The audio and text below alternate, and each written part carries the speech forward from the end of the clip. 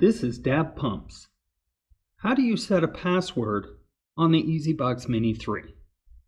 You hold down the mode, set, and up arrow buttons to access the technical assist menu. Then you press and release the mode button until you get to the PW or modify password screen. I'm going to set a password of 1, but you can set any password up to 4 digits by pressing the up or down arrow button. When you're finished, you hit the set button to go to the main screen.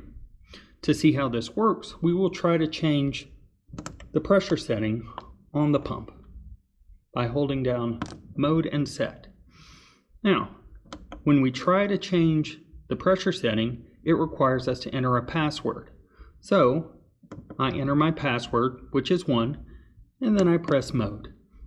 And as you can see, it unlocks the pump.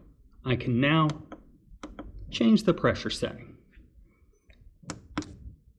If you want to delete the password, again, you hold down mode set and the up arrow button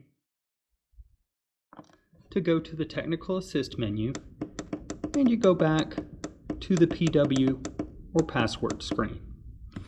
Then you press the down arrow or up arrow keys to get back to 0.